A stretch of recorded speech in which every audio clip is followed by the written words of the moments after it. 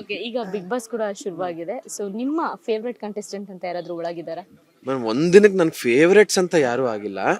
But ನಂಗೆ ಒಂದು 2-3 ಜನ ತುಂಬಾ ಖುಷಿ ಕೊಟ್ಟರು ಮೇಡಮ್. ನಂಗೆ ಸುದೀಪ್ ಸರ್ ತುಂಬಾ ಖುಷಿ ಕೊಟ್ಟರು. ಅಂಡ್ ಮಲ್ಲಮ್ಮ ಅವ್ರು ತುಂಬಾ ಖುಷಿ ಕೊಟ್ಟರು. ಎಷ್ಟು ಕ್ಯೂಟಾಗಿ ಬಂದು ಮಾತಾಡೋದು, ಎಷ್ಟು ಚೆನ್ನಾಗಿ ನಡ್ಕೊಂಡ್ರು ಅವ್ರು ತುಂಬಾ ಖುಷಿ ಕೊಟ್ಟರು. ಈ ತರ ನಂಗೆ ಸತೀಶ್ ಅವ್ರು ನನಗೆ ತುಂಬಾ ವರ್ಷಗಳಿಂದ ಪರಿಚಯ. ಅವರು ನನಗೆ ಅವ್ರು ಹೋಗಿದ್ದು ನನಗೆ ಆಕ್ಚುಲಿ ಖುಷಿ ಆಯ್ತು. ಅವ್ರು ನಂಗೆ ಹೇಳಿರ್ಲಿಲ್ಲ ಹೋಗ್ತಿದ್ದೀನಿ ಅಂತ, ನಂಗೆ ಸರ್ಪ್ರೈಸ್ ಅದು. ಅವ್ರು ಹೋಗಿದ್ದು ತುಂಬಾ ಖುಷಿ ಆಯ್ತು. ಸೊ ಗೊತ್ತಿರೋರು ತುಂಬಾ ಜನ ಇದ್ದಾರೆ. ಚೆನ್ನಾಗಿ ಆಗ್ಲಿ ಅಷ್ಟೇ ಸೀಸನ್. ಅಂದ್ರೆ ಈಗ ಈಗ ಶುರು ಆಯ್ತಲ್ಲ, ಅದು ಎಪಿಸೋಡ್ ನೀವು ನೋಡಿದ್ರಾ? ಅದ್ರಲ್ಲಿ ರಕ್ಷಿತಾ ಅಂತ ಒಂದು ಹುಡುಗಿ ಇದ್ದಾರೆ, ಅದನ್ನ ನೋಡಿದ್ರಾ? ಹಾ, ಸೋಷಿಯಲ್ ಮೀಡಿಯಾ ಅವ್ರು ಮಂಗಳೂರವ್ರಲ್ವಾ? ಹಾ, ಅವ್ರು ಒಂಥರ ಕ್ಯೂಟ್.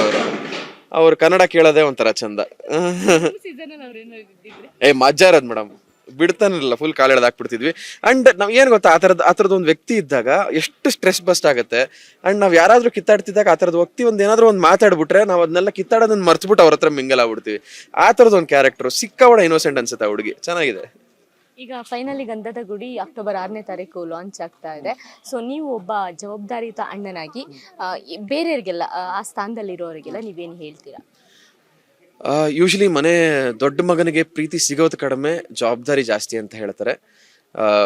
ಆ ಜವಾಬ್ದಾರಿ ನಿಮ್ಗೆ ಸಿಕ್ಕಿದೆ ಅಂದ್ರೆ ನೀವು ತುಂಬಾ ಪುಣ್ಯ ಮಾಡಿದ್ದೀರಾ ಅಂತ ನಾನು ಹೇಳೋದಕ್ಕೆ ಇಷ್ಟಪಡ್ತೀನಿ. ಯಾಕಂದ್ರೆ ತಂದೆ ತಾಯಿ ಏನಕ್ಕೆ ದೊಡ್ಡವನ ಮೇಲೆ ಜವಾಬ್ದಾರಿ ಆಗ್ತಾರೆ ಅಂದ್ರೆ, ಅವನು ನಮ್ಮ ಸ್ಥಾನನ ಮುಂದೆ ತಗೋತಾನೆ ಅನ್ನೋ ಕಾರಣಕ್ಕೆ ಜವಾಬ್ದಾರಿ ಆಗ್ತಾರೆ.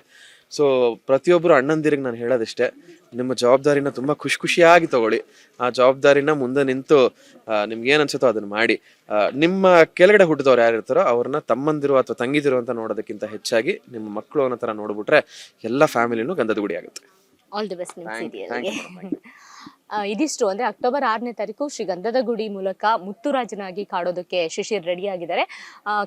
ಕೆಂಪೇಗೌಡ ಜೊತೆ ಸರೋಜಾ, ಈ ಸಂಜೆ ನ್ಯೂಸ್, ಬೆಂಗಳೂರು.